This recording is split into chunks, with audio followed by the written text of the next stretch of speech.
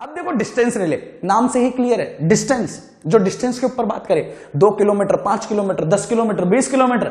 अरे sir distance की बात करोगे तो एक जनरेटर तो 20 किलोमीटर लंबा हो नहीं सकता। सही बात है नहीं है? मतलब डिस्टेंस रिले का मतलब सीधा सीधा इस रिले का मतलब किससे है? ट्रांसमिशन लाइन से है। मतलब ये सीधी किसकी बात कर रहा है? ट्रांसमिशन लाइन की बात कर रहा है। ओके, तो मतलब ये रिले जो होगा ये किसके ऊपर वर्क करेगा? ट्रांसमिशन लाइन के ऊपर वर्क करेगा। और ट्रांसमिशन लाइन हमारे पास में कितनी होती है? सर 3 ट्रांसमिशन लाइन होती है। कौन कौन सी होती है? सर शॉर्ट होती है, मीडियम होती है कि नहीं होती है? बिल्कुल होती है। और कौन सी होती है? सर लॉन्ग ट्रांसमिशन लाइन होती है। सर इनको मैंने कैसे क्लासिफाई किया? तो इनको हम क्लासिफाई करते हैं किसके हिसाब से? अरे अकॉर्डिंग टू दी लेंथ। किसके हिसाब से करते हैं? According to the length. ये लेंथ के हिसाब से क्लासिफाइड होती है। सर अगर मैं शॉर्ट ट्रांसमिशन लाइन की बात करूं तो इसकी लेंथ अप्रोक्सीमेटली कितनी होती है? 80 किलोमीटर के आसपास होती है। मीडियम की कितनी होती है? अप्रोक्सीमेटली 200 के आसपास होती है। और इसकी मोर देन 200, जो 200 से भी ज्यादा है, जो 200 किलोमीटर से भी ज्यादा है, तो वो कौन सी हो जाएगी? लॉन्ग ट्रांसमिशन लाइन हो जाएगी। मीडियम कौन सी हो गई? सर 80 से शुरू किया और कहां तक पहुंच गया? 200 तक पहुंच गया। तो ये क्या है? आपका मीडियम ट्रांसमिशन लाइन है। 110 किलोमीटर की हुई, 115 की, 120 की, तो वो मीडियम ट्रांसमिशन लाइन हो गई। क्लियर है नहीं है? तो क्या समझ में आया? सर डिस्टेंस रिले का मतलब है ट्रांसमिशन लाइन, क्योंकि डिस्टेंस तो इन्हीं में होती है। तो इनको मैंने क्लासिफाइड किया सर 3 तरीके से। कौन कौन सा? एक हो गया शॉर्ट, एक हो गया मीडियम, एक हो गया लॉन्ग। मतलब 3 तरह की ट्रांसमिशन लाइन होती है। तो इनको प्रोटेक्ट करने के लिए भी 3 तरह के रिले होना जरूरी है, जो अलग अलग डिस्टेंस में क्या कर सके? वर्क कर सके। एक टॉपिक पढ़ा था हम लोगों ने बीच में, क्लासिफिकेशन में आया था रीच। क्या आया था? रीच। मैंने वहां बोला था कि मेरी पहुंच कितनी दूर तक है, एक रिले कितनी डिस्टेंस तक क्या कर सकता है? ऑपरेट कर सकता है। अरे वही बात आ गई यहां पे। क्लियर है? जो कम डिस्टेंस के लिए ऑपरेट कर पाएगा उसे हम शॉर्ट के लिए यूज करेंगे, जो और ज्यादा के लिए उसे हम मीडियम के लिए यूज करेंगे, जो और भी ज्यादा पे यूज हो सके उसको हम किसके लिए यूज करेंगे? लॉन्ग के लिए यूज करेंगे। क्योंकि आखिरकार क्लासिफिकेशन तो लेंथ के ऊपर ही है ना, है या नहीं है? बिल्कुल सही है। तो ये भी कितने तरह के होते हैं? डिस्टेंस रिले भी कितने तरह के होते हैं? 3 तरह के ही होते हैं। एक शॉर्ट के लिए आएगा, एक मीडियम के लिए आएगा, एक लॉन्ग के लिए आएगा। क्लियर है? देखो, तो it's use for the protection of transmission line. किसके प्रोटेक्शन के लिए? ट्रांसमिशन लाइन के प्रोटेक्शन के लिए। बिकॉज क्योंकि ट्रांसमिशन लाइन का जो क्लासिफाइड होता है वो किसके हिसाब से होता है? लेंथ के हिसाब से होता है। और 3 तरह के होते हैं, शॉर्ट, मीडियम और लॉन्ग, जो मैं अभी बता ही चुका हूं। टाइप ऑफ डिस्टेंस रिले कितने होंगे? 3 ही होने वाले हैं। क्लियर है? तीनों के लिए अलग अलग। एक होता है आपका इंपीडेंस, एक होता है आपका रिएक्टेंस, और एक होता है आपका एडमिटेंस रिले, या कौन सा रिले? मोह रिले। क्लियर है नहीं है? तो इन तीनों को हम डिटेल में पढ़ने वाले हैं कि इंपीडेंस क्या होता है, रिएक्टेंस क्या होता है, और मोह रिले क्या होता है, और कौन सा रिले कौन सी ट्रांसमिशन लाइन के लिए यूज में होता है। शॉर्ट वाला कौन सा है, मीडियम वाला कौन सा है, और लॉन्ग ट्रांसमिशन लाइन के लिए कौन सा रिले है। क्लियर है नहीं है? चले आगे। ओके, देखते हुए चलो, समझना। ओके, ये पैरामीटर, ये जो पैरामीटर है ये K1, K2, K3, K4, okay, ये यहां पे आगे, ये आपके जनरलाइज इक्वेशन के ही थे। इनकी बात मैं आप लोगों को बता चुका था कि फर्स्ट जो होता है वो सिर्फ और सिर्फ डिफ्लेक्शन को दिखाता है, दूसरा सिर्फ और सिर्फ रिएस्ट्रेन को, तीसरा दोनों को दिखा सकता है, और चौथा तो क्या होता है? स्प्रिंग का कांस्टेंट होता है। सिर्फ किसको दिखाता है? स्प्रिंग को दिखाता है। तो इसकी बात हम पहले कर चुके हैं। आगे चले। ओके, देखिए इंपीडेंस रिले। यार एक एक वर्ड को ना ध्यान से समझना। आपकी जनरलाइज टॉर्क इक्वेशन आपको याद ही होनी चाहिए। ये जनरलाइज टॉर्क इक्वेशन आपके बड़ी काम की है। क्या था?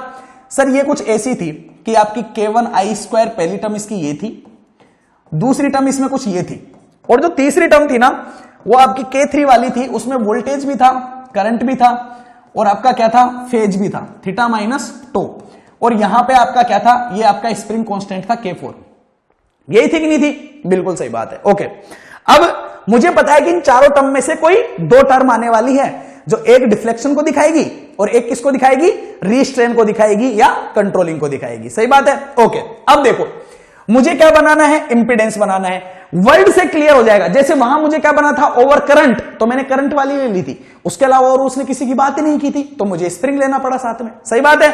अब ये बात कर रहा है इंपीडेंस की। सर इंपीडेंस क्या होता है? ठीक है बेटा, इंपीडेंस क्या होता है देख लेते हैं। सर इंपीडेंस होता है जेड, और इंपीडेंस का मतलब होता है sir voltage divide by current. बता, यही होता है कि नहीं होता है? भाई इंपेडेंस का क्या मतलब होता है? इंपेडेंस को हम रिप्रेजेंट करते हैं किससे? जेड से।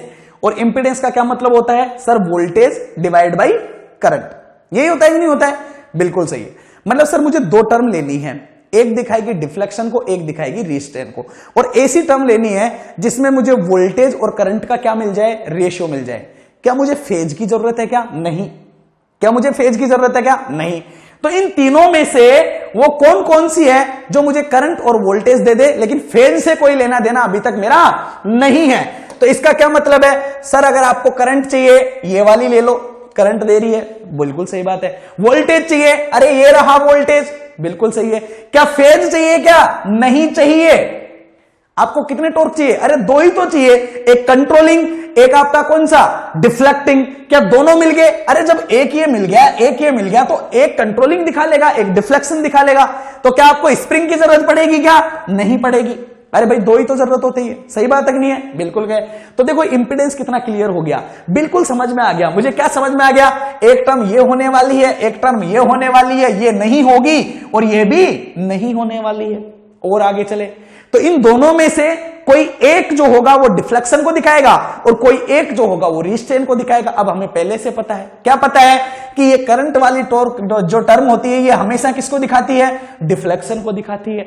जो वोल्टेज वाली जो होती है हमेशा किसको दिखाती है? रिस्ट्रेन को दिखाती है। सही बात है नहीं है?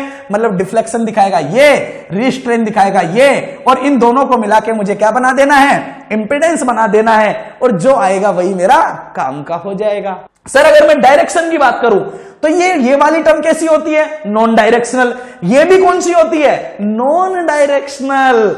मतलब सर मेरा इंपेडेंस रिले जो होगा ना, उसका डिफ्लेक्शन टॉर्क, उसका रिस्ट्रेनिंग टॉर्क, दोनों ही नॉन डायरेक्शनल है। मतलब ये भी ओवरऑल क्या होने वाला है? नॉन डायरेक्शनल होने वाला है। कौन सा होने वाला है? नॉन डायरेक्शनल होने वाला है। मतलब सर मेरा जो इंपेडेंस रिले होता है वो कैसा होता है? नॉन डायरेक्शनल होता है। क्लियर है नहीं है? अब और चीजें जरा ध्यान से समझिए। क्लियर है? देखो तो सर मुझे क्या पता चला? मुझे सर जब मैंने इसकी जनरलाइज इक्वेशन देखी तो मुझे यह पता लगा कि इसमें एक तो डिफ्लेक्टिंग टॉर्क आएगा, जो कौन दिखा रहा था? करंट वाली टर्म दिखा रही थी। ठीक है, करंट वाली टर्म ने डिफ्लेक्शन दिखा दिया आपका। और क्या आ रहा था? सर एक रिस्ट्रेनिंग टॉर्क आ रहा था। बिल्कुल सही बात है। कौन दिखा रही थी? सर वोल्टेज वाली टर्म दिखा रही थी। बिल्कुल क्लियर है, वोल्टेज वाली टर्म दिखा रही थी। क्या फेज वाली टर्म का कोई लेना देना था क्या? नहीं है। क्या स्प्रिंग का लेना देना आ रहा है क्या? नहीं आ रहा है। दोनों का कोई भी लेना देना बिल्कुल नहीं है। चलो अच्छी बात है, नहीं है तो चलो आगे देख लेते हैं क्या होगा। सर मुझे इसको क्या कराना है? ऑपरेट कराना है। क्या कराना है? ऑपरेट कराना है। तो ऑपरेट होने के लिए क्या होना चाहिए? कि ऑपरेटिंग टॉर्क जो होना चाहिए उसकी वैल्यू ग्रेटर देन 0 होनी चाहिए। और सर ऑपरेटिंग टॉर्क तो क्या होता है? अरे ऑपरेटिंग टॉर्क तो हम लोग बहुत अच्छे से जानते हैं कि डिफ्लेक्टिंग टॉर्क माइनस रिस्ट्रेनिंग या कंट्रोलिंग टॉर्क को ही हम क्या बोलते हैं? ऑपरेटिंग टॉर्क बोलते हैं। और इसकी वैल्यू क्या होनी चाहिए? ग्रेटर देन 0 होनी चाहिए। इसकी वैल्यू क्या होनी चाहिए? ग्रेटर देन 0 होनी चाहिए। तो देखो डिफ्लेक्टिंग टॉर्क कौन सा है? ये रहा। क्या लिखोगे? सर ये हो गया आपका K1I², और ये आपका रिस्ट्रेनिंग टॉर्क क्या हो गया? सर ये हो गया मेरा K2V², और ये क्या होना चाहिए? ग्रेटर देन 0 होना चाहिए। बनाना इंपेडेंस है आपको, ठीक है, जेड बनाना है, मतलब क्या करना है? वोल्टेज डिवाइड बाई करंट करना है। ठीक है, चलो इसको मैं उधर ले गया तो ये क्या बन गया? ये बन गया सर K1I² ज्यादा होना चाहिए K2V² से। बनाना क्या है? Voltage divide by current. Okay, voltage ये रहा, करंट को उधर ले जाओ। इधर रह गया आपका K1, ये हो गया आपका K2, ये हो गया आपका V डिवाइड बाई I का होल स्क्वायर। बताओ बना कि नहीं बना? सही है। एक काम करो, इस K2 को भी इधर ले आओ तो ये क्या हो गया? K1 by K2 is less than V divide by I, और स्क्वायर को हटा दोगे तो इधर क्या लग जाएगा? रूट लग जाएगा। अब ये V बाई I क्या हो गया? Sir impedance. V by I क्या हो गया? इंपेडेंस। मतलब इससे आपको क्या पता लग गया? ये K1 जो है यहां पे ये क्या है? कांस्टेंट है। ये K2 जो है ये क्या है? कांस्टेंट है। मतलब ये जो वैल्यू है ये क्या है? एक कांस्टेंट वैल्यू है। क्लियर है नहीं है? बिल्कुल सही बात है। मतलब ये V/I जो जेड है आपका, ये किसी पर्टिकुलर वैल्यू से क्या होना चाहिए? छोटा होना चाहिए। क्या होना चाहिए? छोटा होना चाहिए। तो आपका सिस्टम क्या करेगा? ऑपरेट करेगा। ओके, मतलब मुझे क्या समझ में आ रहा है? मतलब इंपेडेंस की वैल्यू किसी एक पर्टिकुलर वैल्यू से अगर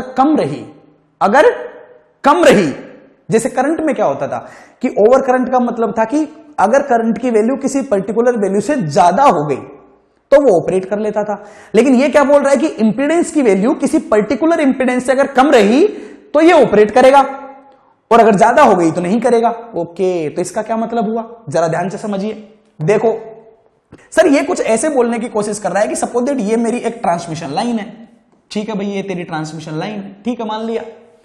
अब यहां पे आप लोगों ने क्या लगा दिया, ये आप लोगों ने रिले लगा दिया। रिले आपका कौन सा है, यही वाला है, इंपीडेंस रिले, ठीक है। अब इंपीडेंस क्या होता है, इंपीडेंस होता है सर जेड। अब ट्रांसमिशन लाइन तुम जानते हो ना कैसी होती है, एक पर्टिकुलर, अगर एक प्रैक्टिकल ट्रांसमिशन लाइन की बात करो तो ट्रांसमिशन लाइन कुछ ऐसी होती है, उसमें रेजिस्टेंस होता है, इंडक्टेंस होता है, कैपेसिटेंस होता है, लीकेज होता है। क्लियर है नहीं है? और ये 4 पैरामीटर आगे आगे चलते ही जाते हैं। अब जैसे जैसे ये पैरामीटर मैंने क्या है, एक छोटी सी ट्रांसमिशन लाइन के लिए है, जैसे जैसे लेंथ बढ़ती जाएगी वैसे वैसे रेजिस्टेंस भी बढ़ता जाएगा, इंडक्टेंस भी बढ़ेगा, कैपेसिटेंस भी बढ़ेगा और लीकेज भी बढ़ता जाएगा। मतलब ये किसके ऊपर डिपेंड करते हैं, लेंथ के ऊपर डिपेंड करते हैं। जैसे जैसे लेंथ बढ़ेगी ये सारी चीजें क्या होती जाएगी, बढ़ती जाएगी। मतलब यहां पे इस ट्रांसमिशन लाइन जो है, इस ट्रांसमिशन लाइन का क्या होता है, इंपीडेंस होता है। सही बात है कि नहीं है? ओके, तो मैंने बोला सपोज दैट ये एक ट्रांसमिशन लाइन है, यहां पे आपका रिले लगा हुआ है और सपोज दैट इस ट्रांसमिशन लाइन की लेंथ है यहां से यहां तक लेके एल। ये किसी पर्टिकुलर पॉइंट पे बात कर रहा हूं मैं और ये पर्टिकुलर पॉइंट है कोई पी। क्लियर है नहीं है? ओके, तो यहां से यहां तक इस ट्रांसमिशन लाइन का इंपीडेंस कितना होगा? अरे सर नहीं पता, कैसे देखूंगा? सपोज दैट मैंने बोला कि ये जो जेड है ये आपका पर यूनिट इंपीडेंस है। पर यूनिट इंपीडेंस का क्या मतलब हुआ सर? पर यूनिट इंपीडेंस का मतलब हुआ एक छोटी सी ट्रांसमिशन लाइन, इस पेन के बराबर इतनी सी ट्रांसमिशन लाइन का जो आपका क्या है इंपीडेंस है, वो मैंने क्या मान लिया, जेड मान लिया। तो एल लंबाई की ट्रांसमिशन लाइन जो होगी उसका इंपीडेंस कितना हो जाएगा? तो सर अगर मैं इस एल लंबाई की का बात करूं तो इसका इंपीडेंस जेड इंटू एल होगा कि नहीं होगा? मतलब जैसे जैसे लेंथ बढ़ती जाएगी इंपीडेंस बढ़ता जाएगा, बढ़ता जाएगा, बढ़ता जाएगा, बढ़ता जाएगा। ओके, और मेरे ऑपरेशनल ने मुझसे क्या कहा था कि ये जब तक ऑपरेट करेगा जब तक इसका इंपीडेंस किसी पर्टिकुलर इंपीडेंस से क्या होना चाहिए, कम होना चाहिए। मतलब Z less than under root of your K1 by K2, यही आया था ना। तो ये पर्टिकुलर इंपीडेंस से क्या होना चाहिए, कम होना चाहिए। अरे बिल्कुल सही बात है सर, ये पर्टिकुलर इंपीडेंस इस कांस्टेंट वैल्यू से कम होना चाहिए। मतलब अगर आपका देखो यहां से आपने चलना शुरू किया, मान लो इस जेड नोड की वैल्यू मैं कोई पर्टिकुलर वैल्यू ले लेता हूं, मान लो मैंने ले लिया कि 300 ओम है, ठीक है। मैं यहां से बढ़ा, जैसे बढ़ा 10 ओम, 20 ओम, 30 ओम, बढ़ती गई बढ़ती गई बढ़ती गई, बढ़ते बढ़ते मान लो इस पॉइंट पी पे जाकर इसकी वैल्यू कितनी हो गई, 300 ओम हो गई। सही है। तो यहां से अगर मैं इस पॉइंट पे बात करूं तो इस पॉइंट पे तो वैल्यू 300 ओम से कम है। बिल्कुल सही बात है। तो अगर यहां पे फॉल्ट आ जाता है, मान लो ये पॉइंट ए है, इस ए पॉइंट पे क्या आ जाता है, फॉल्ट आ जाता है, तो क्या ये रिले ऑपरेट करेगा कि नहीं करेगा? बिल्कुल करेगा सर। क्यों? क्योंकि ये इसकी रेंज में है, इसी को बोलते हैं रीच। ओके, तो इस रीच की बात हो रही थी। वो क्या हो रही थी कि लंबाई के ऊपर डिपेंड कर रहा है इंपीडेंस। तो जैसे जैसे लंबाई बढ़ेगी वैसे वैसे इंपीडेंस बढ़ेगा। और ये तो ट्रांसमिशन लाइन का है सर, किसी पर्टिकुलर डिस्टेंस तक ही ऑपरेट कर सकता है, उससे ज्यादा पे नहीं करेगा। इसका मतलब ये किसी पर्टिकुलर इंपीडेंस तक ही बात कर सकता है, उससे ज्यादा इंपीडेंस होने पे ये वर्क नहीं करेगा। तो ये जेड नोड यहां पे क्या दिखा रहा है, ये जेड नोड यहां पे इसकी किसको दिखा रहा है, रीच को दिखा रहा है भाई, रीच को दिखा रहा है। सही बात है नहीं है? बिल्कुल सही बात है। तो मान लो ये एल लंबाई तक इसका इंपीडेंस कितना हो जाता है, जेड नोट हो जाता है। तो ये एल इसकी क्या हो गई, रीच हो गई। क्या हो गई, रीच हो गई। अगर इसके बाद में यहां पे ये पॉइंट कोई बी है और यहां पे अगर आपका फॉल्ट आ जाता है तो ये आपका ऑपरेट नहीं कर पाएगा, क्योंकि ये इसकी रेंज से क्या जा चुका है, बाहर जा चुका है। मतलब सर जेड की वैल्यू छोटी होनी चाहिए किसी पर्टिकुलर वैल्यू से। अगर इस जेड को मैं इधर ले आया तो मैं क्या बोल सकता हूं, जेड माइनस जेड नोट की वैल्यू छोटी होनी चाहिए, किससे, 0 से छोटी होनी चाहिए। ऐसा आप लोगों ने कहीं देखा है? ऐसा आप लोगों ने कहीं देखा है?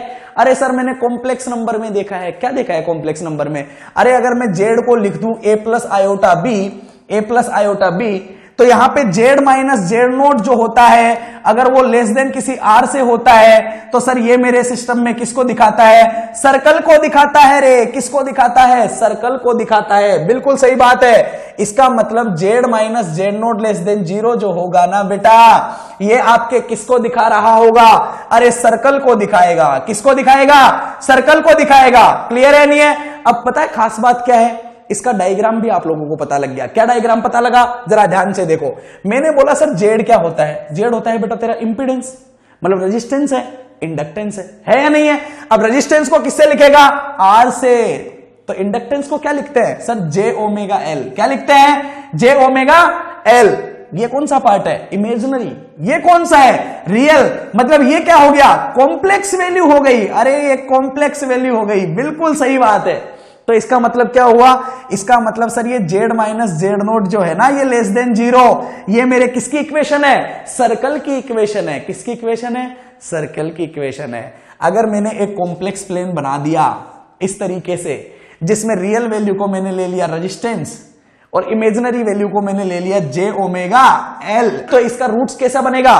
सर ये एक सर्कल को दिखाएगा जिसका सेंटर कहां पे होगा? 0 पे होगा। क्लियर है नहीं है? और यहां से यहां तक की डिस्टेंस क्या होगी? जेड नोट होगी। होगी या नहीं होगी?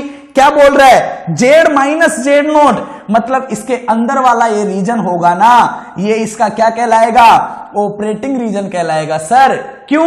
क्योंकि सर ये जेड नोट से इंपीडेंस ज्यादा हो जाने पे तो ये ऑपरेट करेगा नहीं। देखो 0 से इंपीडेंस बढ़ता गया बढ़ता गया बढ़ता गया, कहां तक ऑपरेट कर सकता है? जेड नोट तक ऑपरेट कर सकता है। क्या उससे बाहर ऑपरेट करेगा? क्या नहीं करेगा सर। अगर इंपीडेंस की वैल्यू जेड नोट से ज्यादा हो गई तो वो फिर ऑपरेट नहीं करेगा, वो उसकी रीच से क्या हो जाएगा?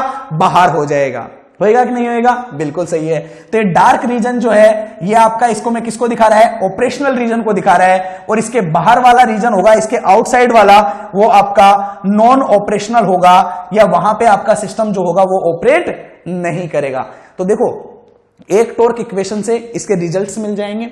डिफ्लेक्शन आ जाएगा, कंट्रोलिंग आ जाएगा, डायरेक्शनल आ जाएगा, नॉन डायरेक्शनल आ जाएगा। क्लियर है नहीं है? रीच का पता लग जाएगा। हर एक चीज का आपको एक ही क्वांटिटी से पता लगता हुआ चलेगा। सर K3 और K4 की वैल्यू 0 होती है। बिल्कुल सही बात है। आगे चलो, ऑपरेटिंग टॉर्क, ये वाली टर्म आएगी, ये वाली, ये किसको दिखाएगा? रिस्ट्रेन को। ये किसको दिखाएगा? डिफ्लेक्शन को। और ये क्या होगा? सर ये दोनों ही डायरेक्शन में, मतलब ये नॉन डायरेक्शनल होता है। सही बात है कि नहीं है? बिल्कुल है। तो ऑपरेटिंग टॉर्क क्या हो जाएगा? ये वाला हो जाएगा। ये किसको दिखाएगा? डिफ्लेक्शन को। ये किसको दिखाएगा? रिस्ट्रेन को। क्लियर है नहीं है? देखो वही है, सब कुछ सेम। ओके आगे चलो, और क्या बता रहा है ये देखो। तो ऑपरेशन करने के लिए ये वाली टर्म इससे ज्यादा होनी चाहिए। बिल्कुल क्लियर है। देख लो, देखते हुए चलो फटाफट। वही है, सब कुछ सेम। देख लो, इसको क्या बोला था अपन ने? जेड नोट की किसी पर्टिकुलर वैल्यू से कम होना चाहिए। क्लियर है? चले आगे।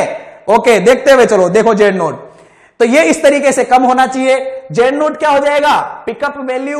तो इट्स योर आरएक्स डायग्राम। किसका है ये? इंपेडेंस रिले का। क्या बिहेवियर आया था कि सर इंपेडेंस रिले के लिए जेड जो होना चाहिए वो जेड नोट से कैसा होना चाहिए? छोटा होना चाहिए। मतलब जेड माइनस जेड नोट जो होना चाहिए वो लेस देन 0 होना चाहिए। और ये बेटा किसका इक्वेशन होता है? सर एक सर्कल का इक्वेशन होता है। बेटा किसका इक्वेशन होता है? सर्कल का इक्वेशन होता है। होता है नहीं होता है? बिल्कुल सही बात है। मतलब ये यहाँ पे जेड नोड है, ये क्या है? एक कांस्टेंट वैल्यू है। और ये किसका डायग्राम हो गया? सर एक सर्कल का डायग्राम हो गया। अब देखो ना, जरा ध्यान से समझने की कोशिश करना। क्या बोलने की कोशिश कर रहा हूं मैं? सर डायग्राम हम लोगों ने समझ लिया, बिहेवियर हम लोगों ने समझ लिया, रिले वर्क कैसे करेगा वो हम लोगों ने देख लिया, एक इक्वेशन हम लोगों ने देख ली। तो इसको क्या बोलते हैं? इंपेडेंस रिले बोलते हैं। लेकिन देखो ध्यान से समझना, मैंने क्या बोला था कि हमारा जो ऑपरेटिंग टॉर्क होता है, इस ऑपरेटिंग टॉर्क के पास में 2 टॉर्क होते हैं। एक होता है डिफ्लेक्शन वाला और एक होता है आपका रिस्ट्रेन वाला। होता है नहीं होता है? बिल्कुल होता है सर। तो सर अगर मैं इंपेडेंस रिले की अगर मैं बात करूं तो इसमें जिस इंसान ने डिफ्लेक्शन दिखाया था वो मेरा कौन सा था? सर करंट वाली वेवफॉर्म थी। डिफ्लेक्शन दिखाया था सर मेरा K1I² ने। दिखाया था नहीं दिखाया था? बिल्कुल सही बात है सर। जिसने रिस्ट्रेन दिखाया था वो आपकी कौन सी वाली टर्म थी?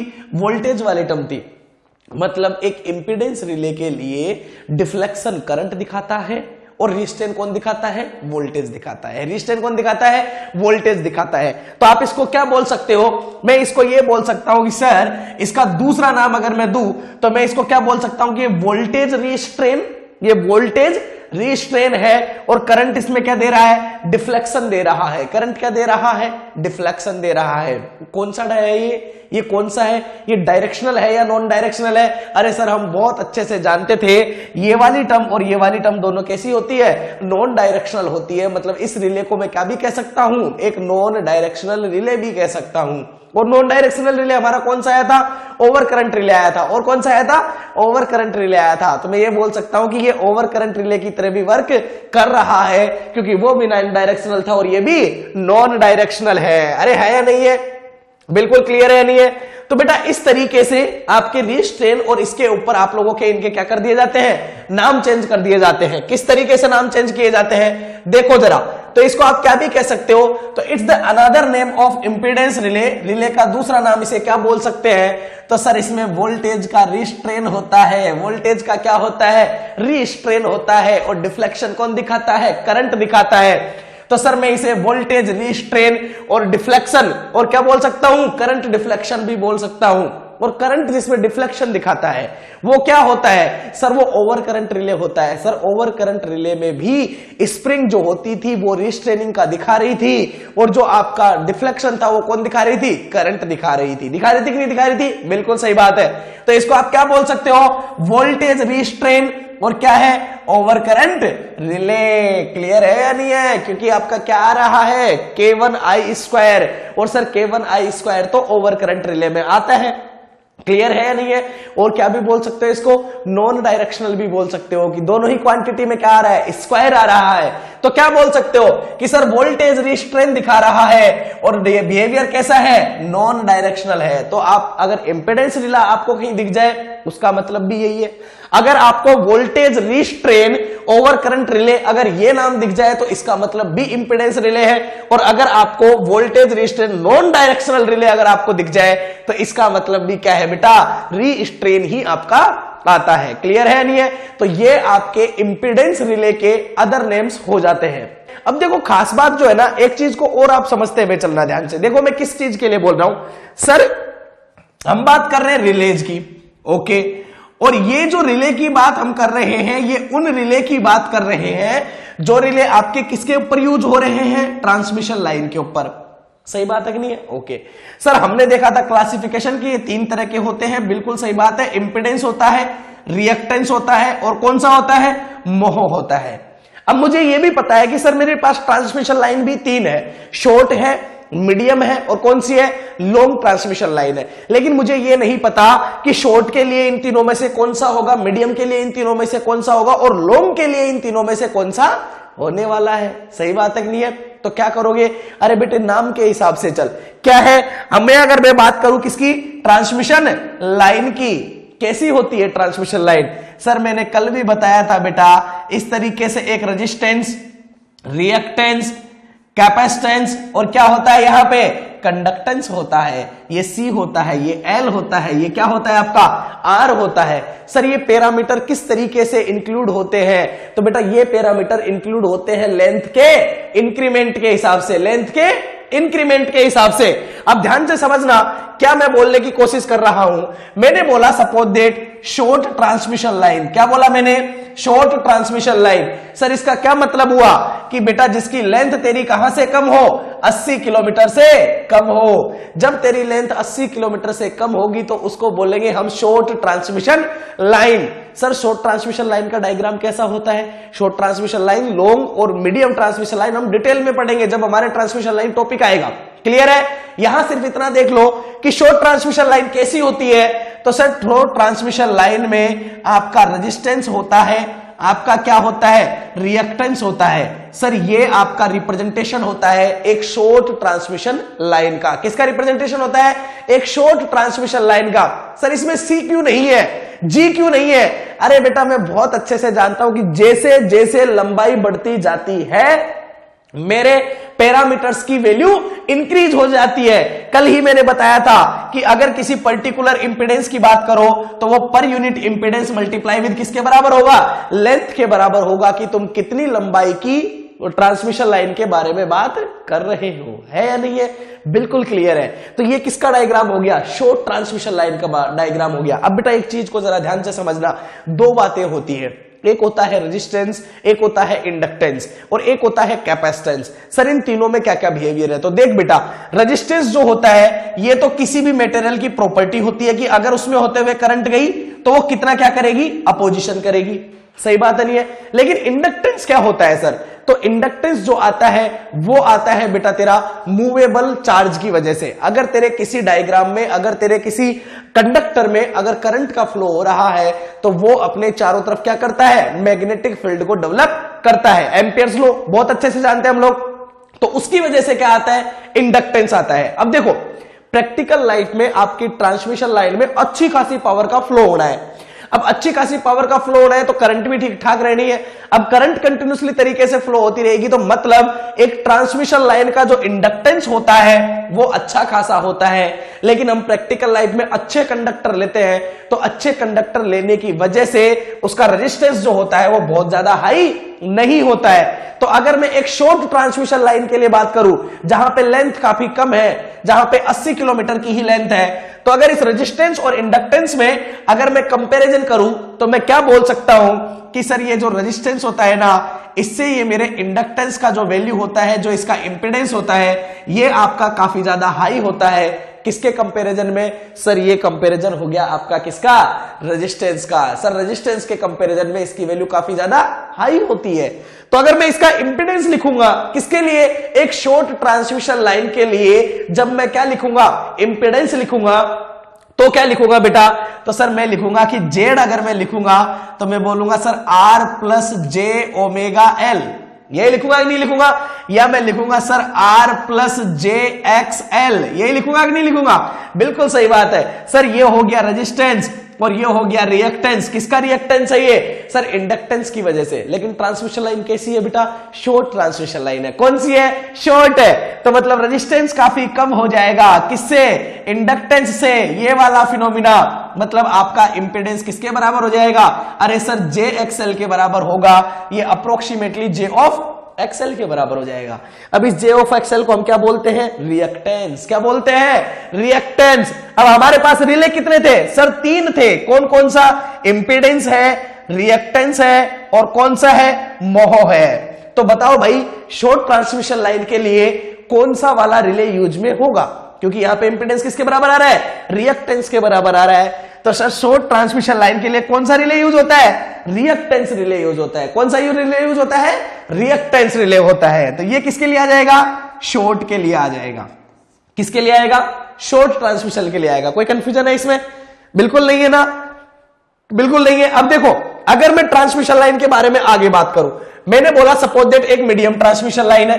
तो मीडियम ट्रांसमिशन लाइन का क्या मतलब हुआ? अरे सर अगर मीडियम ट्रांसमिशन लाइन है तो इसका मतलब यह है कि उसकी लेंथ जो हो रही है वो क्या हो रही है? इंक्रीज हो रही है। अगर आपके किसी ट्रांसमिशन लाइन की लेंथ जहां आपकी आ रही है, अगर वो 80 से बड़ी हो और 200 किलोमीटर से कैसी हो? छोटी हो, तो आपकी क्या आ जाती है? मीडियम ट्रांसमिशन लाइन आ जाती है। ये कौन सी ट्रांसमिशन लाइन होगी बेटा? आपकी मीडियम ट्रांसमिशन लाइन हो जाती है। सब लोग अच्छे से जानते हैं। अगर मीडियम ट्रांसमिशन लाइन का रिप्रेजेंटेशन देखूंगा तो क्या होता है? तो सर उसमें 3 पैरामीटर होते हैं। रेजिस्टेंस होता है, रिएक्टेंस होता है और कौन होता है? कैपेसिटेंस होता है। मतलब सर जैसे जैसे वैल्यू बढ़ाता जाता हूं धीरे धीरे कैपेसिटेंस का इफेक्ट आना शुरू हो जाता है। तो मैं कैपेसिटेंस को भी क्या कर लेता हूं? इंक्लूड कर लेता हूं। लेकिन कैपेसिटेंस अभी आना शुरू हुआ ही है। लेकिन ये तो शॉर्ट में भी था। आर और जे एक्सएल ये दोनों तो शॉर्ट में भी थे और ये माइनस ऑफ जे एक्सी ये तो अभी अभी आया है। तो इसका इफेक्ट रहेगा लेकिन बहुत ज्यादा नहीं रहेगा। लेकिन इन दोनों का इफेक्ट जबरदस्त तरीके से रहने वाला है। मतलब अगर आप बात करो तो इसका इंपेडेंस जेड जो लिखोगे वो आप लिखोगे जे are plus J of XL. क्या सर अब मैं ये बोल सकता हूं कि रेजिस्टेंस की वैल्यू जे ऑफ एक्सएल से बहुत कम है? क्या अब मैं ये बोल सकता हूं क्या? अरे नहीं बोल सकता हूं, क्योंकि मैंने अब लेंथ जो है वो काफी ज्यादा हाई ले ली है। तो धीरे धीरे थोड़ा रेजिस्टेंस जुड़ के मेरा रेजिस्टेंस भी क्या हो जाएगा? इफेक्टिव हो जाएगा। रेजिस्टेंस भी क्या हो जाएगा बेटा? इफेक्टिव हो जाएगा।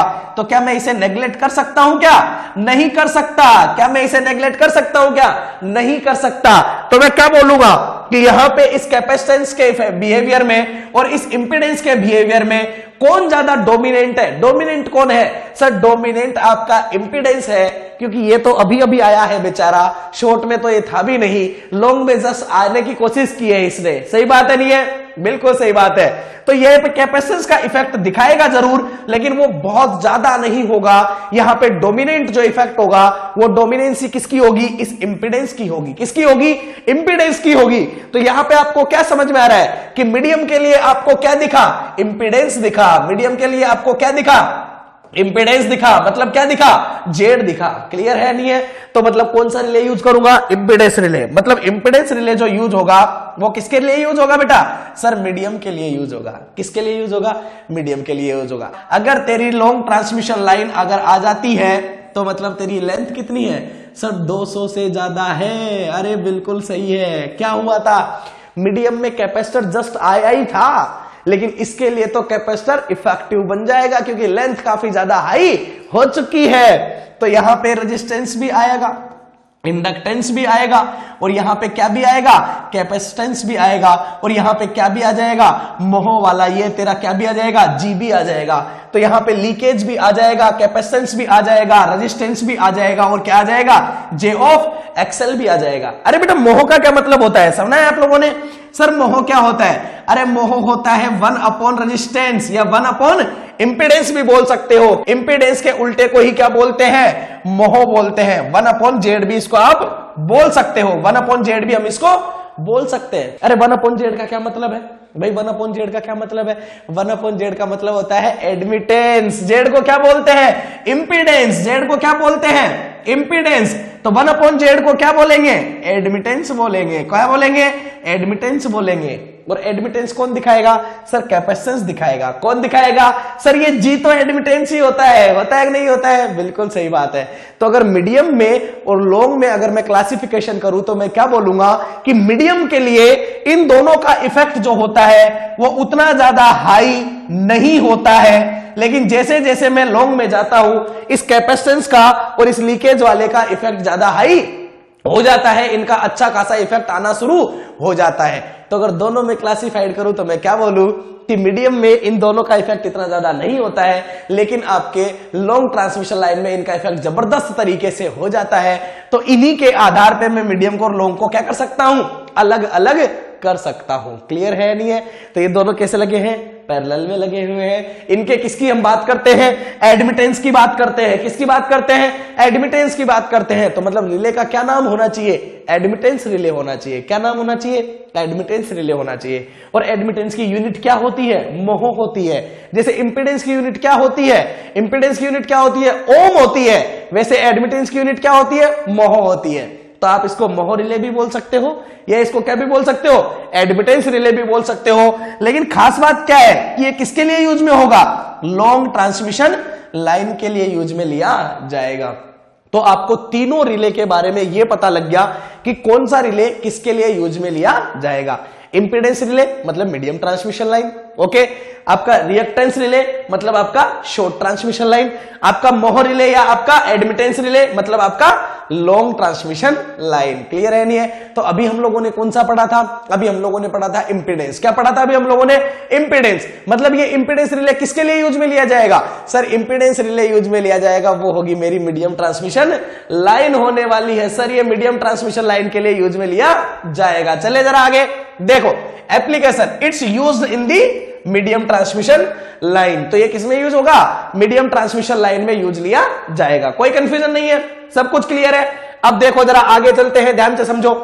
ओके, तो अगला हमारा कौन सा हो गया? Reactance relay. इंपीडेंस हो चुका है आपका, अब अगला क्या आ गया? रिएक्टेंस। देखो सबसे पहले नाम क्या है? रिएक्टेंस। रिएक्टेंस को किससे दिखाते हैं? एक्स से। ये क्या होता है? ये होता है मेरा रिएक्टेंस। बिल्कुल सही है। क्या बनाना है मुझे? रिएक्टेंस बनाना है। सर रिएक्टेंस क्या है? सोचो, सपोज दैट एक रेजिस्टेंस और इंडक्टेंस इस तरीके से सीरीज में लगे हुए हैं।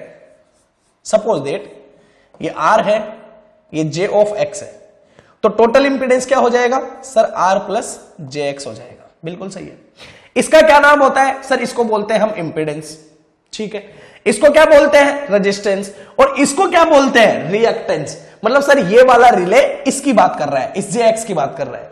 अगर इन तीनों का मैं डायग्राम बनाना चाहूं, कौन सा डायग्राम, फेजर डायग्राम, तो सर इन तीनों का फेजर डायग्राम कैसा होगा, ये लो सर, ये हो गया मेरा रेजिस्टेंस, ओके। ये रिएक्टेंस का है सर, ये J से मल्टीप्लाई है। J का मतलब क्या होता है, अरे J का मतलब होता है सर, J का मैग्नीट्यूड तो होता है 1, और ये फेज डिफरेंस प्रोवाइड करता है कितने का, 90 डिग्री का। मतलब अगर R यहां पे है तो X से J मल्टीप्लाई हो रहा है, मतलब दोनों के बीच में एंगल कितना होगा, 90 डिग्री होगा। मतलब R अगर यहां पे है सर, तो ये आपका J इंटू एक्स यहां रहने वाला है, रहेगा कि नहीं रहेगा बताओ, सही बात है सर। इसको और इसको अगर मैंने जोड़ा, दोनों वेक्टर क्वांटिटी को जोड़ा, तो ये जो मुझे मिलेगा, ये मुझे क्या मिलेगा, Z मिलेगा। क्या मिलेगा मुझे, Z मिलेगा, सही बात है नहीं है, ओके। मान लो इनके इस बीच के एंगल को मैंने नाम दे दिया क्या, थीटा। क्या बोल दिया मैंने इसको, थीटा बोल दिया, ठीक है सर। तो अगर मैं बोलूं कि सर ये R की वैल्यू क्या होगी इस Z के रेस्पेक्ट में, तो अगर इसका मैं नीचे वाला कंपोनेंट लूं तो मैं R को क्या बोल सकता हूं सर, R को बोल सकता हूं मैं Z कोस थीटा। बोल सकता हूं कि नहीं बोल सकता हूं, बहुत अच्छे से जानते हैं, बिल्कुल सही बात है सर। इस JX को मैं क्या बोल सकता हूं, तो इसका ये वाला कंपोनेंट जो है वो आपका X है, तो क्या मैं इसको बोल सकता हूं Z साइन थीटा। बोल सकता हूं कि नहीं बोल सकता हूं, बिल्कुल सही बात है। अब सर हम Z को तो बहुत अच्छे से जानते हैं, Z क्या होता है, वोल्टेज डिवाइड बाई करंट। अभी थोड़ी देर पहले बात की थी, Z क्या होता है, वोल्टेज डिवाइड बाई करंट। लेकिन मुझे सिर्फ वोल्टेज करंट से काम नहीं चलेगा, मेरे पास एंगल भी होना चाहिए, मेरे पास एंगल भी होना चाहिए। मतलब वोल्टेज और करंट का रेशियो भी चाहिए, और साथ में क्या चाहिए, साइन थीटा भी चाहिए। जब ये दोनों आएंगे तो ही मेरे सिस्टम में क्या बन पाएगा, रिएक्टेंस बन पाएगा। तो ही क्या बन पाएगा, रिएक्टेंस बन पाएगा। तो आप लोगों ने दोनों जो डिफ्लेक्शन और रिस्ट्रेन वाला लिया था, वो लिया था जिनमें एंगल नहीं था। एक में वोल्टेज था, एक में करंट था, दोनों का रेशियो ले लिया, आपका काम बन गया। बन गया कि नहीं बन गया। लेकिन यहां पे आपको क्या भी चाहिए, एंगल भी चाहिए बेटा, एंगल भी चाहिए, क्योंकि इसमें क्या भी आ रहा है, साइन थीटा भी आ रहा है। समझ रहे हो बात को, समझ रहे हो। अब जरा ध्यान से समझिए, सर मेरी टॉर्क की इक्वेशन क्या होती है, सर मेरा टो जो हो जाएगा ये है आपका K1I square plus it's over K2 V square plus over K3 VI cos of theta minus tau plus over K4। यही होता है कि नहीं होता है, बिल्कुल सही बात है सर, यही होता है। अब मुझे क्या बनाना है बेटा, क्या बनाना है मुझे, सर मुझे बनाना है रिएक्टेंस। मुझे क्या बनाना है, रिएक्टेंस। मतलब मुझे बनाना है Z साइन थीटा। Z का मतलब होता है वोल्टेज डिवाइड बाय करंट। मतलब आपको यह बनाना है V upon I sine of theta. अब बताओ कैसे बनाओगे, अब बताओ कैसे बनाओगे। सर पहली बात तो मुझे यह समझ में आ गया कि मुझे इसमें थीटा की जरूरत है, और इन सारी टर्म्स में आपका एंगल जो है ना वो सिर्फ ये वाली टर्म कैरी कर रही है। क्लियर है, बाकी किसी के पास एंगल नहीं है। ओके, तो मुझे एक तो मेरे इसमें रिक्वायरमेंट होगी ये वाली टर्म, होगी कि नहीं होगी, बिल्कुल सही बात। बेटा ये डिफ्लेक्शन को दिखाएगी कि रिस्ट्रेन को दिखाएगी, अरे सर ये कुछ भी दिखा सकती है। ये वाली टर्म डिफ्लेक्शन को भी दिखा सकती है, ये वाली टर्म रिस्ट्रेन को भी दिखा सकती है, डिपेंड करेगा कि इसके साथ में कौन सी टर्म आ रही है। चलो ये बात भी ठीक है। ये जो टर्म होती है वो डायरेक्शनल होती है कि नॉन डायरेक्शनल होती है, सर ये वाली टर्म कैसी होती है, डायरेक्शनल होती है। ये इंपॉर्टेंट आ गया, ये यहां पे क्या आ गया, इंपॉर्टेंट आ गया। मतलब क्या पता चला, सर ओवर करंट रिले पढ़ा था वो भी नॉन डायरेक्शनल था, इंपीडेंस पढ़ा था वो भी नॉन डायरेक्शनल था, लेकिन यहां पे एक क्वांटिटी आ चुकी है, कौन सी, डायरेक्शनल वाली। मतलब सर ये रिले कैसा होने वाला है, डायरेक्शनल होने वाला है। Okay very good. अब देखो भाई इसके पास क्या क्या है, वोल्टेज है, करंट है, एंगल है। चलो ठीक है मान लिया। अब आपने बनाना क्या है, वोल्टेज डिवाइड बाय करंट बनाना है और एंगल मल्टीप्लिकेशन में आना चाहिए। ठीक है, मतलब अगर इस पूरी इक्वेशन को अगर मैं डिवाइड कर दूं करंट से, अगर मैं करंट के स्क्वायर से इसको डिवाइड कर दूं तो एक करंट से एक करंट कट जाएगा और वोल्टेज डिवाइड बाय करंट बन जाएगा। क्लियर है नहीं है, बनेगा कि नहीं बनेगा। और पीछे तो एंगल वाली टर्म है ही सही, कोस थीटा कोसाइन थीटा बना लेंगे। चलो ठीक है, तो वोल्टेज डिवाइड बाय करंट बन जाएगा कि नहीं बन जाएगा, बिल्कुल सही बात है। मतलब सर इसके नीचे करंट का स्क्वायर वाली टर्म आनी चाहिए। ओके, करंट का स्क्वायर कौन सी टर्म में है, सर इस वाली टर्म में है। ठीक है, तो आपको कौन कौन सी टर्म मिल गई, दो टर्म मिल गई, एक ये मिल गई, एक ये मिल गई। अब ये वाली टर्म कौन सी है सर? ये करंट की है। ये किसको दिखाती है बेटा? ये किसको दिखाती है? ये डिफ्लेक्शन को दिखाती है, ये रिस्ट्रेन को दिखाती है। तो सर मुझे बहुत अच्छे से पता है कि ये करंट की जो ये वाली इक्वेशन होती है ये हमेशा किसको दिखाती है? डिफ्लेक्शन को दिखाती है। किसको दिखाएगी? डिफ्लेक्शन को दिखाएगी। तो ऑटोमेटिकली इस टर्म को क्या दिखाना पड़ेगा सर? इसको रिस्ट्रेन दिखाना पड़ेगा। क्या दिखाना पड़ेगा? रिस्ट्रेन दिखाना पड़ेगा या कंट्रोल दिखाना पड़ेगा। दिखाना पड़ेगा कि नहीं दिखाना पड़ेगा? बिल्कुल सही बात है। अब देखो ये वाली टर्म तो नॉन डायरेक्शनल है, पर ये वाली टर्म डायरेक्शनल है। तो डायरेक्शनल नॉन डायरेक्शनल, एक भी टर्म अगर डायरेक्शनल आ गई तो पूरा का पूरा रिले कैसा हो जाएगा? डायरेक्शनल हो जाएगा। मतलब ये रिले कैसा होने वाला है? डायरेक्शनल होने वाला है। अब देखो सारी बातें एकदम क्लियर हो गई। क्या क्या? पहली बात ये डायरेक्शनल होने वाला है। रिएक्टेंस है, मतलब ये कौन से के लिए यूज होगा? शॉर्ट ट्रांसमिशन लाइन के लिए। ठीक है, इसमें डिफ्लेक्शन कौन दे रहा है? करंट वाली टर्म देगी, मतलब इसमें करंट का डिफ्लेक्शन होगा। क्लियर है नहीं है? इसमें रिस्ट्रेन कौन दे रहा है? जो ये देखो ये तो करंट वाली थी, ये वोल्टेज वाला था, इसको हमने क्या बोला था? फेज। क्या बोला था इसको हमने? फेज, क्योंकि इसमें एंगल आ रहा है। तो फेज वाली जो टर्म है वो इसमें क्या दे रही है? रिस्ट्रेन दे रही है। मतलब इसमें रिस्ट्रेन किसका होता है? फेज का होता है। और क्या बोल सकते हो? इसके लिए इस K2 की वैल्यू कितनी होगी? 0 होगी। इस K4 की वैल्यू कितनी होने वाली है? 0 होने वाली है। क्लियर है नहीं है? तो एक इक्वेशन काम सब कुछ कर देगी। क्लियर है कि नहीं है? तो सारी बातें पता लग गई हम लोगों को। अब चले जरा आगे, देखो ध्यान से समझना। ओके, हाँ, यहां पे दो एंगल और है, एक थीटा है एक टो है। इनको और समझ लीजिए, इनका क्या क्या मतलब है। थीटा जो है इसका मतलब है इंपीडेंस एंगल। क्या है? Impedance angle. इंपीडेंस एंगल कौन सा वाला सर? ये रहा ना इंपीडेंस। ये जेड को जो दिखा रहे थे हम लोग आर और एक्स के द्वारा, उसके यहां पे जो एंगल आ रहा था वो कौन सा था? यही तो है थीटा। तो इसी को हम क्या बोलते हैं? Impedance angle. और मुझे इक्वेशन में भी यही चाहिए, जेड साइन थीटा ही चाहिए मुझे। सही बात है कि नहीं है? तो ये तो होता है इंपीडेंस एंगल। और ये जो टो में दिखा रहा हूं, ये टो कौन सा एंगल होता है? ये टो कौन सा एंगल होता है? तो बेटा ये एंगल होता है आपका एंगल बिटवीन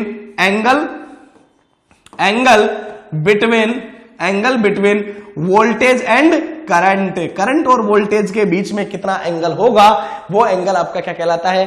टो कहलाता है। पावर फैक्टर एंगल भी आप उसको बोल सकते हो। प्रैक्टिकल लाइफ में दो एंगल होते हैं, एक पावर फैक्टर एंगल होता है, एक इंपीडेंस एंगल होता है। ये सबके क्लियर है कि नहीं है? अगर नहीं हो तो बताओ मैं जरा थोड़ा सा। ओके, सुन लो जरा ध्यान से, देख लो एक बार। जैसे मैंने बोला यहां पे ये सोर्स लगा हुआ है, वोल्टेज भी है इसका। ठीक है, ये इस तरीके से एक ट्रांसमिशन लाइन है जिसका कुछ रेजिस्टेंस है कुछ रिएक्टेंस है। और यहां जाके आपने क्या लगा दिया? इसके ऊपर ये लोड लगा दिया। ठीक है सर, मेरा ये क्या हो गया? लोड हो गया। ठीक है बेटा, ओके। तो लोड जो होता है इसका क्या होता है? पावर फैक्टर होता है। मतलब इसके ऊपर क्या रहने वाला है? वोल्टेज भी रहेगा और इसमें क्या रहेगी? करंट भी रहेगी। तो इस वोल्टेज और इस करंट के बीच में कितना एंगल होगा ये कौन डिसाइड करेगा? ये इस लोड का पावर फैक्टर डिसाइड करेगा। अब इस वोल्टेज में और इस करंट के बीच में इसका और इसका कोई भी लेना देना नहीं है। क्लियर है नहीं है?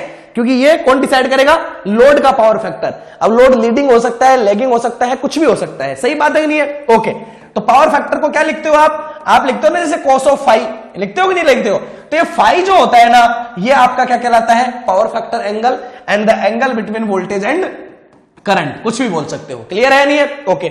लेकिन यहां जब आप सोर्स वोल्टेज की बात करोगे तो यहां पे जाने वाली सोर्स करंट और सोर्स वोल्टेज की बात करोगे तो इसके लिए तो करंट इधर जा रही है, इसमें लोड भी आ गया और आर और जेएक्स भी आ गया। तो क्या इसकी वजह से एंगल नहीं आएगा क्या? अरे सर अभी तो डायग्राम देखा था, आर ए से है, जेएक्स ए से है, तो जेड मेरा यहां होता है। तो सर इस तरीके से क्या एंगल आ जाता है? थीटा एंगल आ जाता है। मतलब इंपीडेंस एंगल होता है इस तरीके से इन वाले पैरामीटर्स का। क्लियर है? और पावर फैक्टर एंगल किसका होता है? लोड का होता है। किसका होता है? लोड का होता है। हम नहीं बोलते क्या कि भाई लेगिंग पावर फैक्टर का लोड लगा हुआ है, लीडिंग पावर फैक्टर का लोड लगा हुआ है। सही बात है कि नहीं है? तो वो यही बात है। क्लियर है कि नहीं है? ओके, चले आगे। देखो भाई जरा ध्यान से। तो सबसे पहले तो अरे सर बहुत अच्छे से जानते हैं कि इसके लिए K2 0 होता है, K4 0 होता है। इसमें दो ही टर्म होती है। कौन कौन सी होती है? K1I², बिल्कुल करेक्ट है।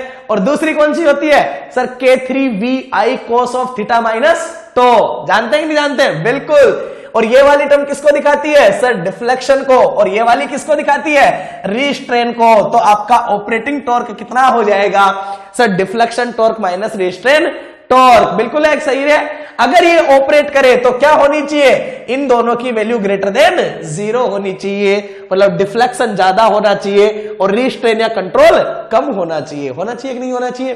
बिल्कुल सही बात है। अब देखो यहां पे थीटा क्या था, इंपेडेंस है, लेकिन ये टो क्या है, that is the angle between the voltage and current. बिल्कुल क्लियर है। और मैं किसकी बात कर रहा हूं सर, मैं रिएक्टेंस की बात कर रहा हूं। किसकी बात कर रहा हूं, एक्स की बात कर रहा हूं। क्लियर है नहीं है? तो सपोज दैट ये एक JX है सर, ये एक क्या है, JX है, इसमें करंट जा रही है I और इसके अक्रॉस वोल्टेज है V। तो सर करंट और वोल्टेज में एंगल कितना होगा? अरे बेटा अगर तू I नहीं देखेगा तो तेरा V डिवाइड बाई JX आएगा कि नहीं आएगा? आएगा कि नहीं आएगा? बिल्कुल आएगा। और इस J का क्या मतलब होता है सर, 1 विद एंगल 90 डिग्री। मतलब बेटा करंट और वोल्टेज के बीच में जो एंगल रहेगा वो कितना रहेगा, 90 डिग्री रहेगा। क्योंकि सर रेजिस्टेंस को तो आप नेग्लेक्ट कर चुके हो, सिर्फ रिएक्टेंस लिया है और रिएक्टेंस तो कितना एंगल देता है, 90 डिग्री का एंगल देता है। कितने का देता है, 90 डिग्री का एंगल लेता है। मतलब इसके लिए यहां पे टो की वैल्यू कितनी हो जाएगी, 90 डिग्री हो जाएगी। और थीटा तो आपका इंपेडेंस एंगल है ही सही भाई, थीटा तो आपका इंपेडेंस एंगल है ही सही। तो ये क्या बन जाएगा सर, ये बन गया मेरा कोस ऑफ थीटा माइनस 90। बना कि नहीं बना?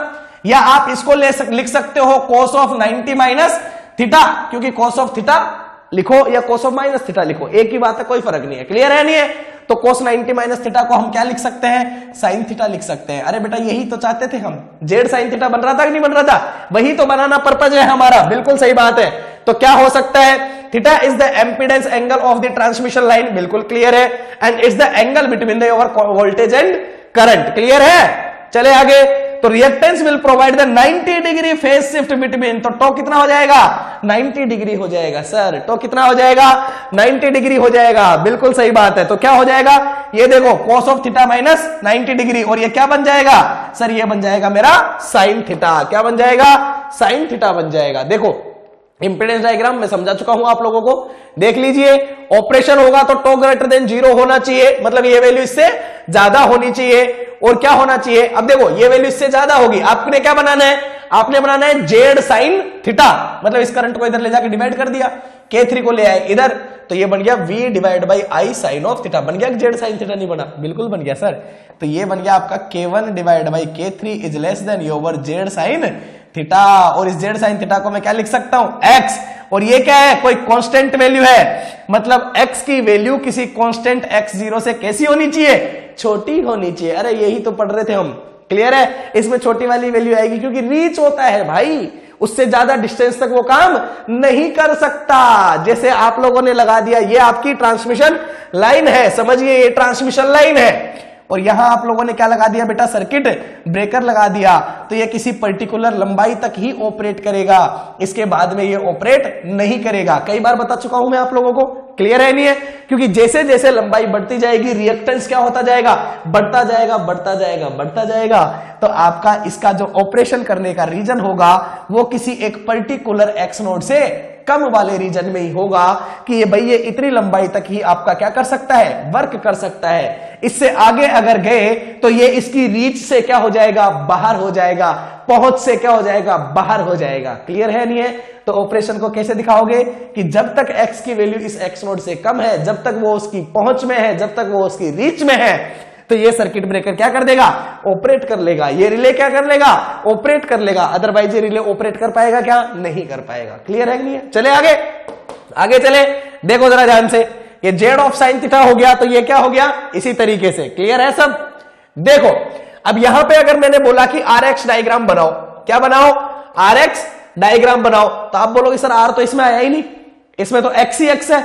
क्यों? क्योंकि भाई सर जो जेड होता है वो होता है मेरा R प्लस JX। बिल्कुल सही बात है, R प्लस JX होता है। क्लियर है? लेकिन सर रिएक्टेंस जो डायग्राम होता है, रिएक्टेंस जो रिले होता है, वो तो शॉर्ट ट्रांसमिशन लाइन के लिए होता है। और शॉर्ट ट्रांसमिशन लाइन के लिए क्या था, अरे भाई शॉर्ट की क्या खास बात थी सर, खास बात ये थी कि रेजिस्टेंस काफी ज्यादा कम रहता है। किससे, JX से, X से काफी कम है। मतलब जेड जो है वो सिर्फ और सिर्फ किसके ऊपर डिपेंड कर रहा है, JX के ऊपर डिपेंड कर रहा है। क्या उसे R से कोई मतलब है क्या, नहीं है। तो R के ऊपर ये कैसा है, इंडिपेंडेंट है। R के ऊपर कैसा है, इंडिपेंडेंट है। आर की कोई भी वैल्यू रहो कोई फर्क नहीं पड़ता, बस एक्स की जितनी वैल्यू रहेगी उतनी ही वैल्यू किसकी रहेगी, इंपीडेंस की रहेगी। तो अगर आप लोगों ने डायग्राम बनाना है, किसका डायग्राम बनाना है, इस आर के बीच में और इस एक्स के बीच में अगर डायग्राम बनाना है तो जितनी वैल्यू x की रहेगी उतनी ही वैल्यू किसकी हो जाएगी, z की हो जाएगी।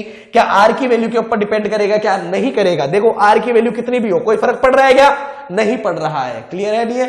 तो ये एक आपकी क्या है, ये एक आपकी एक हॉरिजॉन्टल स्ट्रिप है। देखो हॉरिजॉन्टल स्ट्रिप है कि नहीं है, बिल्कुल सही बात है।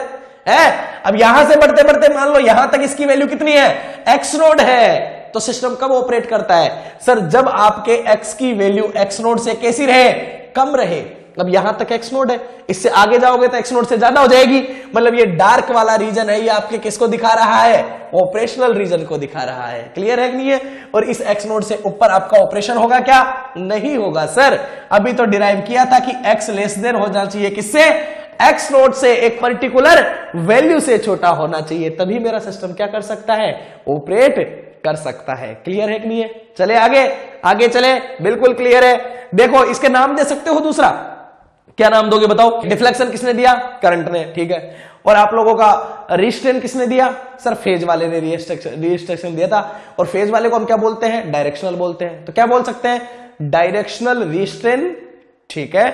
और डिफ्लेक्शन किसने दिया, करंट डिफ्लेक्शन, मतलब डायरेक्शनल रिस्ट्रेन करंट डिफ्लेक्शन बोल सकते हैं। और करंट डिफ्लेक्शन किसका क्या भी बोल सकते हैं हम, ओवर करंट भी बोल सकते हैं।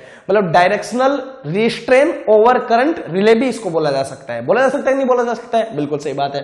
तो देखो रिले विल ऑपरेट, तो क्या है, ऑपरेटिंग रीजन इज लार्ज, दिख रहा है हम लोगों को। आगे देखो x इक्वल टू के note, it's a pickup value, minimum value, सब कुछ क्लियर है।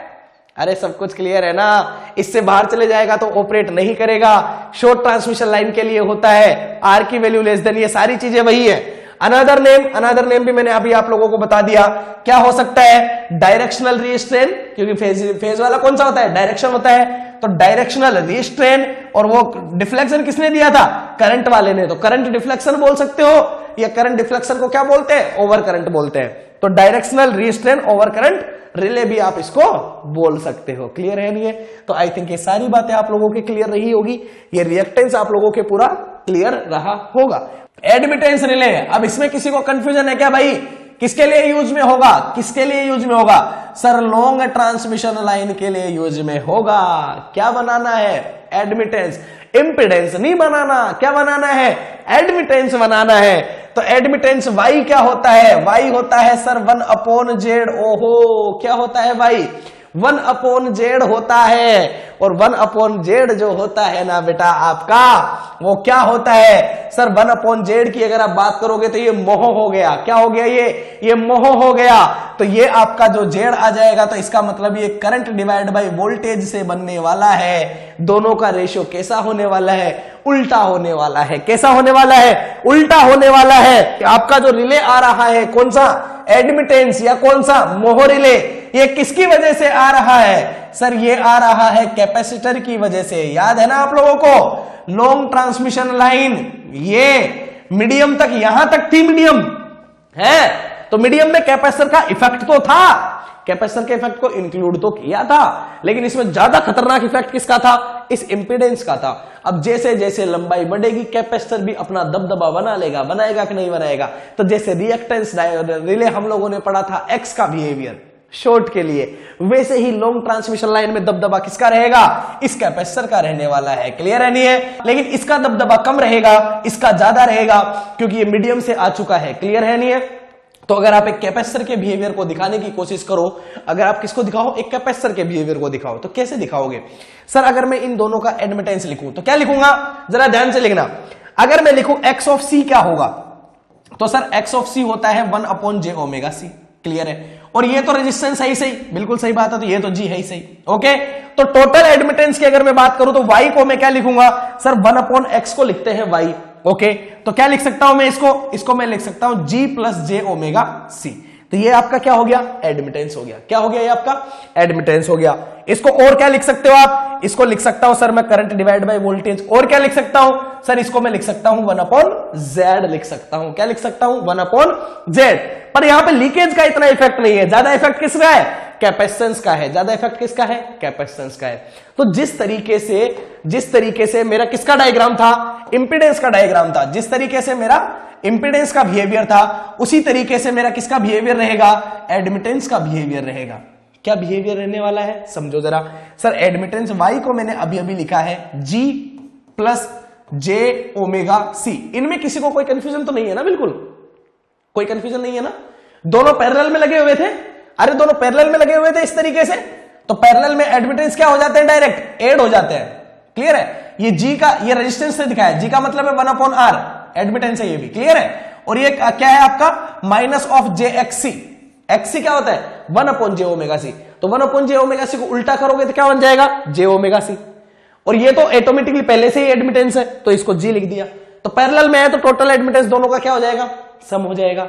अगर मैं इसका फेजर बनाऊं तो कैसे बनाऊंगा, सर G तो हो गया मेरा real value, J omega C J आ गया मतलब इसने 90 डिग्री का डिफरेंस दे दिया। ठीक है, और इन दोनों को ऐड किया तो क्या बन गया, एडमिटेंस बन गया। और इस एंगल को मैं क्या बोल सकता हूं, एडमिटेंस एंगल बोल सकता हूं, जैसे वहां हम क्या बोल रहे थे, इंपीडेंस एंगल बोल रहे थे। सही बात है नहीं है, तो ये ट्रांसमिशन लाइन की वजह से आ रहा है। लेकिन रिएक्टेंस एंगल में, लेकिन रिएक्टेंस डायग्राम में ये इसको आपने नेग्लेक्ट कर दिया था, आपने सिर्फ इसकी बात की थी। सही बात है कि नहीं है, क्योंकि वहां पे टो कितना हो गया था, 90 डिग्री हो गया था, सिर्फ रिएक्टेंस की बात की थी। लेकिन हम यहां किसकी बात कर रहे हैं, एडमिटेंस की बात कर रहे हैं, मोह की बात कर रहे हैं, मतलब हम यहां इस y की बात कर रहे हैं, इस पूरे के पूरे कॉम्बिनेशन की बात कर रहे हैं। तो क्या इसके लिए टो की वैल्यू 90 डिग्री हो जाएगी, क्या नहीं होगी, क्या इसके लिए टो की वैल्यू 90 डिग्री हो जाएगी, क्या नहीं होगी। क्लियर है नहीं है, तो हम लोगों ने क्या बनाना है बेटा, एडमिटेंस बनाना है। एडमिटेंस बनेगा तो वो क्या होने वाला है, सर अगर मेरा एडमिटेंस बनेगा तो मुझे बनाना है करंट डिवाइड बाई वोल्टेज। क्या बनाना है, करंट डिवाइड बाई वोल्टेज। अब ध्यान से समझना, चलू मैं आगे, चलू आगे चले। अब देखो यार, अब तो 2 हो चुके हैं आप लोगों के, तो आप लोगों को पता लग ही चुका है कि कैसे प्रोसीड होता है, क्या बिहेवियर होता है, तो आप लोगों को सब कुछ आ जाना ही चाहिए अब तो। क्लियर है, ओके। तो ये आपका टॉर्क की इक्वेशन K1 K4 बताते हुए चलना मेरे को, कहीं कुछ समझ। ये आपका ऑपरेटिंग टॉर्क हो जाएगा, इसमें एक टर्म आपकी ये वाली आ गई और दूसरी टर्म आपकी ये वाली आ गई, वोल्टेज वाली आ गई। ओके, हाँ 1 सेकेंड, कई बच्चों के माइंड में यहां पे कंफ्यूजन आता है। क्या कंफ्यूजन आता है, सर मुझे तो बनाना था एडमिटेंस, ठीक है बेटा, तो एडमिटेंस तो मैंने बनाना था current divide by voltage. Okay, तो मेरे पास सब 2 टर्म है ना यहां पे, कौन कौन सी टर्म है, सर मेरे पास एक तो K1I स्क्वायर है और दूसरी मेरे पास K2V स्क्वायर है। क्यों ना मैं इन दोनों को चूज कर लूं और दोनों को चूज करके क्या बना दूं, वोल्टेज डिवाइड बाई करंट बना दूं। लेकिन बेटा प्रॉब्लम क्या है, प्रॉब्लम यह है कि ये वाली जो टर्म होती है ये हमेशा किसको दिखाती है, डिफ्लेक्शन को दिखाती है, और ये वाली टर्म हमेशा किसको दिखाएगी, रिस्ट्रेन को दिखाएगी। किसको दिखाएगी, रिस्ट्रेन को दिखाएगी। तो जब तू इसको करेगा तो क्या बोलेगा कि सर ये K1I स्क्वायर माइनस ये over K2V square greater than 0 होना चाहिए। सही बात नहीं है, तो जब इसके रीच का बिहेवियर देखेगा और इसको जब तू सॉल्व करेगा तो सर इसका बिहेवियर तो कैसा बन जाएगा, इंपीडेंस रिले के जैसा बन जाएगा। कैसा बनेगा, इंपीडेंस रिले का जैसा बनेगा। सर इसकी वजह से तो प्रॉपर्टी ये आएगी कि Z लेस देन होना चाहिए किससे, Z नोट से।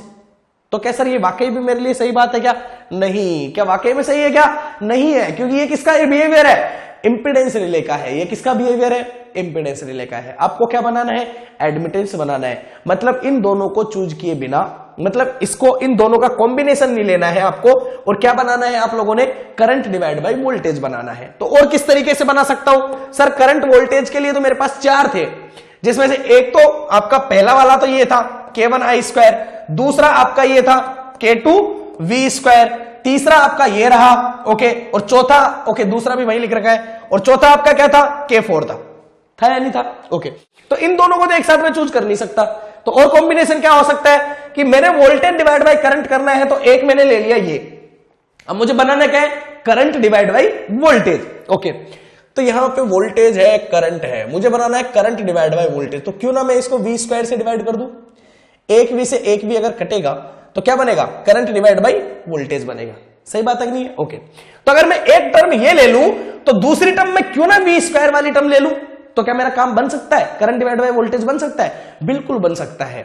तो क्या ये इंपीडेंस रिले हुआ, नहीं, ये अलग हो गया, तो इसको हम क्या बोलेंगे, मोह रिले बोलेंगे। तो इसमें 2 कौन सी कंडीशन होती है, तो इसमें एक होता है K2V स्क्वायर वाली टर्म, और एक कौन सी होती है, ये वाली टर्म। अब बाकी कहानी फिर से सब कुछ वही, ये कौन सी होती है? डायरेक्शनल होती है। ये कौन सी होती है? नॉन डायरेक्शनल होती है। तो रिले कैसा हो जाएगा? डायरेक्शनल हो जाएगा। रिले कैसा हो जाएगा? डायरेक्शनल हो जाएगा। ये किसको दिखाता है? हमेशा रिस्ट्रेन को दिखाता है। ये किसको दिखाता है? सर ये डिफ्लेक्टिंग को भी दिखा सकता है और रिस्ट्रेन को भी दिखा सकता है, लेकिन साथ में कौन सी आ रही है? रिस्ट्रेन वाली आ रही है। तो अब ये किसको दिखाएगा? डिफ्लेक्टिंग टॉर्क को दिखाएगा। सही बात है कि नहीं है? बिल्कुल सही बात है। तो ऑपरेटिंग टॉर्क क्या होता है? सर डिफ्लेक्टिंग माइनस रिस्ट्रेन होता है, और इसकी वैल्यू कितनी होनी चाहिए? ग्रेटर देन 0 होनी चाहिए सर, तभी ये क्या करेगा? ऑपरेट करेगा। ये आपका और डिफ्लेक्टिंग टॉर्क बड़ा होना चाहिए किससे? रिस्ट्रेनिंग टॉर्क से। करंट डिवाइड बाय वोल्टेज को क्या लिखोगे? एडमिटेंस लिखोगे, वाई लिखोगे ना, सही है? हाँ, cos थीटा माइनस टॉ, और ये आपका ये हो गया। चलो आगे। अगर ये cos थीटा को मैं ले गया इधर और इसको मैं ले आया इधर, तो इसको 1/y को मैं क्या लिख सकता हूं? z लिख सकता हूं। ये क्या बन जाएगा? cos ऑफ थीटा माइनस टॉ, और ये पूरा का पूरा बिहेवियर ये हो जाएगा। मतलब इस मैंने ये इक्वेशन जो है, इस इक्वेशन का मैंने एक तरीके से इनवर्स ले लिया है, या मैंने इसको क्या कर दिया है? उल्टा कर दिया है पूरी इक्वेशन को। तो क्या क्या फर्क पड़ेगा? तो ये बन गया है आपका 1/y cos of theta minus tau, okay, और जो ग्रेटर देन वाला साइन था वो लेस देन वाला हो जाएगा, ऊपर पहुंच जाएगा k3 और नीचे आ जाएगा आपका k2। अब इस 1/y को तो मैंने क्या लिख दिया? z लिख दिया। ये नीचे की नीचे रह गया, और ये सारी इक्वेशन तो आपको दिख ही रही है। क्लियर? क्लियर है नहीं है? कोई कंफ्यूजन नहीं है? चले आगे। सिर्फ मैंने इसको क्या किया है? उल्टा किया है। तो यहां से z जो है इसकी वैल्यू को इधर ले जाऊंगा, तो ये कुछ आपको ऐसा नजर आ रहा है। जब हम लोगों ने पढ़ा था इंपीडेंस रिले, ठीक है, तो वहां पे जो z आया था ना, वो कुछ ऐसा आया था, याद करो, आया था कि नहीं आया था? ये भी कोई फिक्स वैल्यू है, k2/k3 तो कोई फिक्स वैल्यू है, ठीक है। इसको तो आप z नोट बोल सकते हो, कोई प्रॉब्लम नहीं है, लेकिन साथ में क्या आ रहा है? एंगल आ रहा है। एंगल क्या करेगा? परेशान करेगा भाई आपको, एंगल परेशान करेगा बिल्कुल। क्यों? क्योंकि इसमें इंपीडेंस एंगल भी है और इसमें आपका क्या है? टो भी है। जैसे जैसे करंट और वोल्टेज की वैल्यू चेंज होगी, ये चेंज होगा। अगर आपके एलिमेंट चेंज हुए, जैसे जैसे लंबाई चेंज होगी, तो लंबाई चेंज होने पे आपके मोह, एडमिटेंस, कैपेसिटेंस की वैल्यू चेंज होगी, तो आपका थीटा भी चेंज होगा। मतलब ये भी चेंज होता रहेगा टाइम टू टाइम, और ये भी चेंज होता रहेगा। मतलब ये थीटा और टो कांस्टेंट नहीं है। क्लियर है नहीं है? क्योंकि लोड भी चेंज होता रहता है, तो टो भी चेंज होता रहेगा। अलग अलग लंबाई की बात करोगे तो थीटा भी चेंज होता रहेगा, ठीक है। मतलब ये दोनों वेरिएबल है। मतलब ये इक्वेशन आपको कुछ ऐसी मिली है, Z node cos of theta minus tau. अब ये इक्वेशन जी तो थी, वो किसकी थी? सर्कल की थी सर। किसकी थी? सर्कल की थी। कैसा सर्कल? जिसका जो सेंटर था वो सेंटर कहां पे था? ओरिजिन पे था। कहां था? ओरिजिन पे था। अब देखो, ये भी जेड माइनस जेड नोट किसी पर्टिकुलर वैल्यू से कम ही है, ये बात तो सही है। मतलब होने वाला तो ये भी क्या है? एक सर्कल है। लेकिन ये वाला जो जेड नोट है ना, ये कांस्टेंट नहीं है। जेड नोट कांस्टेंट है, लेकिन ये इसके साथ में मिलके ये टर्म कैसी है? वेरिएबल है। तो ये ओवरऑल क्या हो जाएगा? वेरी करना शुरू कर देगा। मतलब इसका सेंटर जो होता है वो ओरिजिन पे नहीं है, इसका सेंटर जो है वो ओरिजिन पे है। ये सर्कल वो है जिसका सेंटर ओरिजिन पे है, जो हमारे इंपीडेंस का आरएक्स डायग्राम होता था। क्लियर है? लेकिन एडमिटेंस का या मोह का आरएक्स डायग्राम जो होगा, उसका डायग्राम तो आपका क्या होगा? एक सर्कल ही होगा, लेकिन उसका सेंटर ओरिजिन पे नहीं रहने वाला है, क्योंकि ये cos of theta minus tau उसे क्या कर देगा? डिफ्लेक्ट कर देगा, उसे वहां से थोड़ा सा क्या कर देगा? किसका देगा। सही बात है कि नहीं है? चले आगे। ओके, तो सिर्फ आप लोगों ने इतना ध्यान में रखना है, ज्यादा अंदर डिटेल मत जाना, मैंने पहले बहुत ज्यादा डिटेल में बताया है आप लोगों को। तो यहां पे आप लोगों का ये जेड नोट कुछ इस तरीके से इसको लिख सकते हो। ओके, तो देखिए ये आपका पूरा का पूरा सर्कल है, इसका सेंटर कहीं यहां दिख रहा होगा आपको, ठीक है। ओरिजिन पे इसका सेंटर नहीं है, ये सेंटर आपको कहीं यहां दिख रहा है, थोड़ा सा खिसक जाएगा। ऑपरेटिंग रीजन कौन सा है? ये डार्क वाला रीजन आपका ऑपरेटिंग रीजन है, और ये बाहर वाला रीजन आपका क्या है? नॉन ऑपरेटिंग रीजन है। क्लियर है? Clear? Is the pickup value application किसमें यूज होता है? ये लॉन्ग ट्रांसमिशन लाइन में इसको क्या लिया जाता है? यूज में लिया जाता है। आगे चले। The other name is the voltage restrain directional relay. कौन सा होता है ये? वोल्टेज रिस्ट्रेन डायरेक्शनल रिले होता है। आगे चलो। इज द आरएक्स डायग्राम, ये आपका जेड हो गया। ये देखिए आप लोगों का सब कुछ क्लियर है सर, बता चुका हूं मैं आप लोगों को। सेंटर क्या हो जाएगा? इसकी वजह से थोड़ा सा शिफ्ट हो जाएगा। कहां से शिफ्ट हो जाएगा? ओरिजिन से सेंटर शिफ्ट हो जाएगा।